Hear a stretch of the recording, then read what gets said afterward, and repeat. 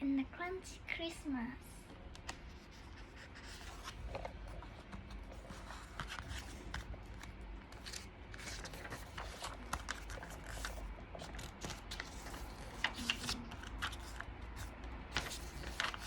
I, Nate the Great and Detective. I did important things. Today I was doing something important. I was shoving snow. My dog Slush was chasing snowflakes. Suddenly I heard a jingling sound. Annie was coming up our walk with her dog Fang. Fang had bells on his collar and an elf hat on his head. Doesn't Fang look cute? Annie said, just like a giant elf. Slush, look at me. I look at Slush. We both knew that all the bells and elves and jangles in the world could not make Fang look cute. Fang looked hungry. Fang is not a happy elf. Annie said, This was not good news.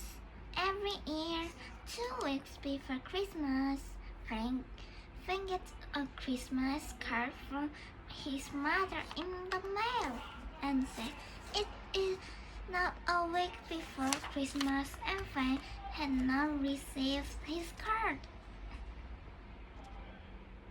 Perhaps she didn't send it. I said, would a mother forget Fang? And said, I need the Great. Wished I could. I need your help to find the card. And said, I used to serve snow. I said, Fang sat down and glared at me. I need the Great was saying. It was the holiday season. It was not a good idea for a giant elf to be unhappy. I will take your case, I said. Right here. I went into my house. I wrote a note to my mother. I went outside. I spoke to Annie. The mailman left your mail in your mailbox. What? Most of the time, Annie said. Sometimes he drops it on the mail ground near the mailbox. Why he could that? Sometimes Fang is so happy to see the mailman that he ran out of the house to greet him. The mailman drops the mail and leaves. I need to Great knew exactly how the mailman felt. I said, then what? Fang runs after the mailman. They both disappear. I ran out to get the mail. So there is no chance for anybody else to take the mail? No chance, and said, we must go to your mailbox and look for clues. I said, Annie, Fang, Slush, and I walked through the snow. It was crunchy under our feet. Are you missing any other mail? I asked. No, Annie said. I walked up to Annie's mailbox.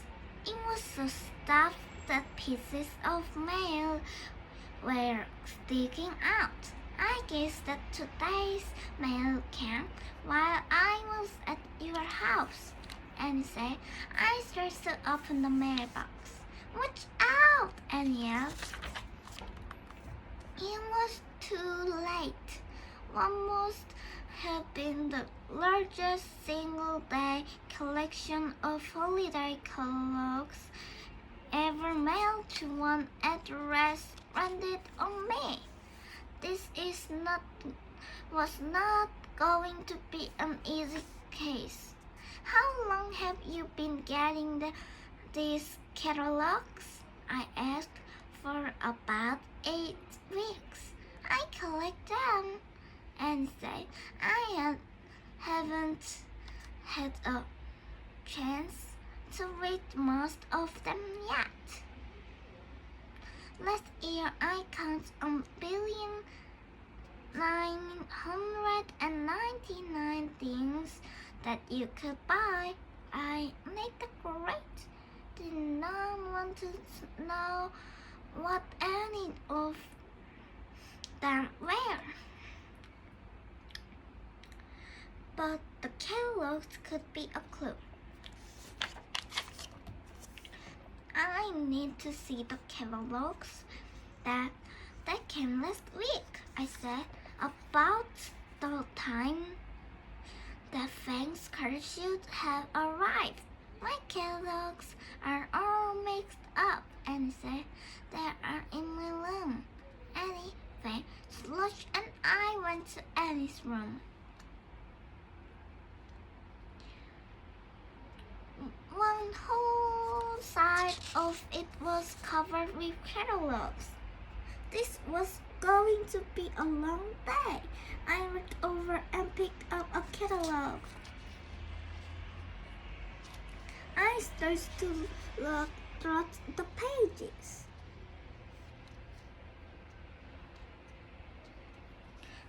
An envelope fell out. I picked it up. This looks like you're having Bill, I said. Didn't you miss getting it? And she rocked. It's never addressed to me or Fang, so it doesn't count. I flipped through more pages. A postcard fell out. It was addressed to Fang. But I need to correct it, nothing that Fang would want to see it. It was a reminder from the vet for Fang to come in for his shots. I picked up another catalog. I found 3 envelopes in that one. I spoke to Annie. I have solved your case. Oh, great, Annie said. So, where is Fang's card? Solving is one thing. Finding is another, I said. The card must be somewhere in your catalogs. A lot of your mail gets stuck inside them. I hope that we won't have to look through 1,999 things before we find the card. Annie and I looked through a catalog after another. Slush sniffed each one. Some of the catalogs were for dogs. Christmas for food for dogs. Christmas toys for dogs. Christmas clothes for dogs. Fang must be on a mail list. Envelopes keep drawing out, but none were from Mrs. Fang. At last I said, I have not solved this case. I need clues. Do you still have the old cards Fang got from his mother? Oh yes, Fang saved them. And he said, here are the ones from the last 3 years. I looked at the cards. The one from the first year was tiny. He said, Merry Christmas from Mother Fang. May you eat lots of doggy bones and grow. The card must have worked. The card from the second year was bigger. He said, Merry Christmas from Mother Fang. Are you eating your bones son? A bone a day keeps the fat away. The third card was even bigger. He said, Merry Christmas from Mother Fang. When your body's in the snow, don't go out when it's 10 below. Eat those bones and grow, grow, grow. Mrs. Fang is such a bad mother. Annie said she knows Fang loves them anyway. Let me get this straight, I said. Fang is happy to get these curves. Oh, yes, Annie said. On Christmas Day, he jumped up on my lap. I read him the card. He listened to every word. He just on your lap, I said, and he snacks and said, maybe that's a clue, maybe that's a miracle. I said, Nate the Great was singing. The card got bigger each year, so this year's card must be the biggest yet.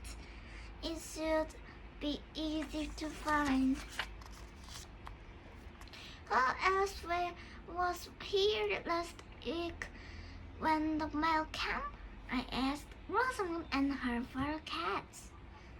Anne said she was looking for a cat catalog. Did you get one? Yes, I gave it to her. Aha! So Rosamond has one of your catalogs. I must go to her house.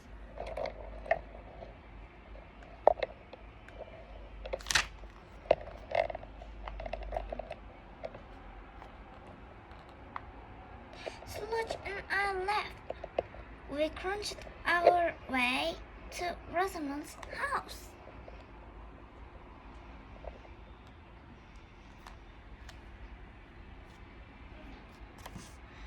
On her front door there was a big card with a poem and a picture of a cat with a red cap and a white bird. I could tell that Rosamond was going to have a very strange Christmas. I knocked on the door. Rosamond answered it. You are just in time to help me decorate my cat tree, she said. Sludge and I were inside. The tree was in the middle of the living room. There were tuna fish cats, painted red and green, hanging from it. All of Rosamond's cats were sitting in the tree. On the bottom branch was Super Hex. On the next branch was Big Hex. On the top branch was Little Hex.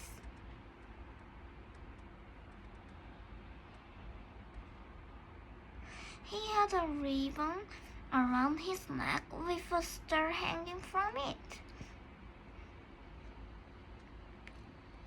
Rosamond smiled. Little Hex is the star of my tree. A fine choice, I said. I had come to see your cat catalog. Here it is, Rosamond said. I flipped through the pages. What are you looking for? Rosamond asked. A big Christmas card from Fang Mother to Fang. But it is not in here. That's dog stuff, Rosamond said. You won't find it in a cat catalog. Rosamond left. Then she said, I didn't find something. I think it's a telephone bill. I will give it to Annie, I said. Pretty soon she will have no heat and no phone service, only catalogs. Sludge and I walked toward the door. Oh, wait, my tree isn't finished, Rosamond said. It looks finished to me, I said. I wish you and your cats a Merry Christmas. Sludge and I headed for home. I had to think about the case. Pancake helped me think. At home, I made potato pancakes. I eat them every Chunaka. Happy Chunaka, Sludge, I said. I gave Sludge his card and a bone. Sludge wagged his tail, sniffed the card, and starts to eat the bone. Crunch, much crunch. You are having a crunchy Chunaka, I said. Do you know what I want for the holiday? Sludge looked up. Clues, I said. I was thinking, do I have any? I knew a lot of facts, but were they clues? I knew that Fang's card was big. I knew that when Fang grinned the mailman, he dropped the mail and ran for his life. And I knew that Annie had a strong leg. Forget that one. I knew that Rosamond had the world's strangest Christmas tree. Forget that one too. I knew that Mrs. Fang was a busy mother. She kept after Fang to eat bones. But dogs love bone anyway. I look at Sludge. He kept making crunchy sounds with his bone. Was he trying to tell me something? He was. He knew what I had to do to solve this case. He knew that I, Nate the Great, had to think like a dog. I did not want to do that, but I had to find the card. Come, I said to Sludge. Sludge and I rushed back to Annie's house. It was hard to do. The snow was getting deeper and deeper. I handed the telephone bill to Annie. Then I said, there is a clue in Fang's old Christmas cards. Each year the cards get bigger, but then not the clue. Each year Mrs. Fang got busier. She sent stronger messages for Fangs to eat bones.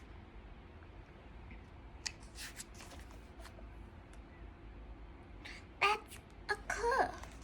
So where is this year's message? Annie asks. I need the Great say that Fang has it. Fang? Yes. He found the envelope on the ground next to the mailbox. Annie looked at Fang.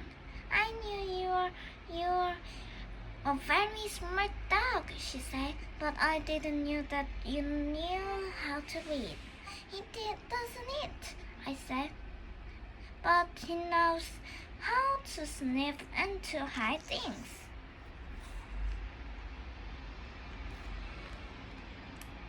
Tell me, does he have a favorite hiding place? Yes, somewhere in the backyard. Annie said, follow me, I said. Annie Fang and Sludge followed me to the backyard. It was covered with snow. There was no trail. Look for a hump or bump in the snow, I said. It might be covering a hump or bump of dirt.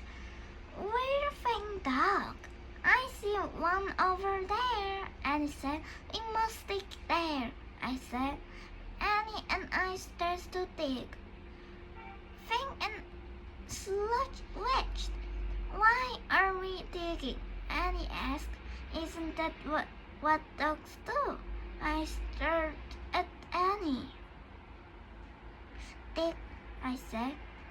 Annie and I dug up a bowl, a shoe, and a big dig soggy envelopes. Hey, it had Fang's name on it, Annie said. She handed it to Fang. Fang tore open the envelope. There was a bone inside.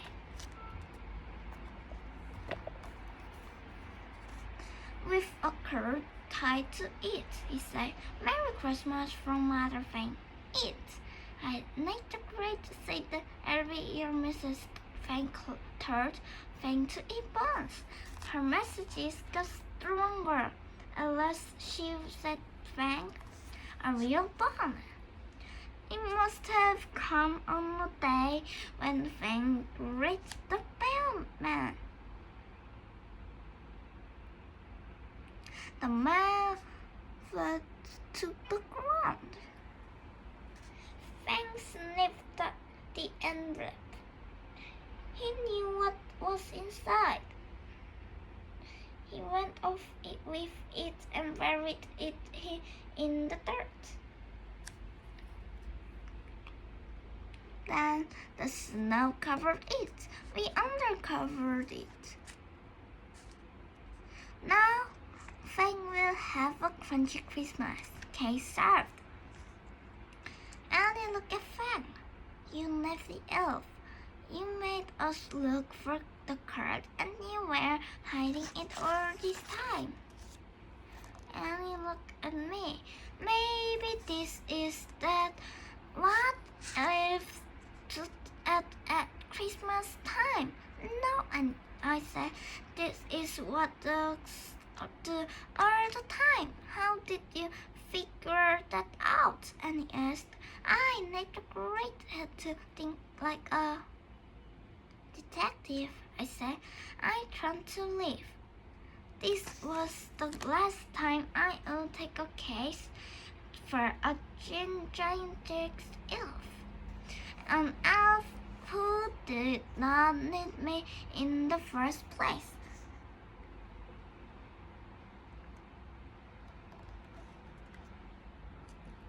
An elf who already knew what it took me 3.5 hours to find out. Suddenly the elf dropped his bone. Maybe he knew that Christmas was not until next week. He rushed up to me. He started to lick it. He jingled while he licked. He's saying, "Happy holidays," and he said, "He's saying, I'm hungry," I said. Give this hardworking elf an extra bone so he can save his mother for Christmas.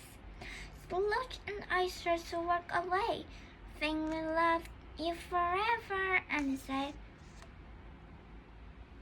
Sludge and I walked faster.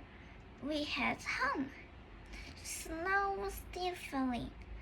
3.5 halves of it to several.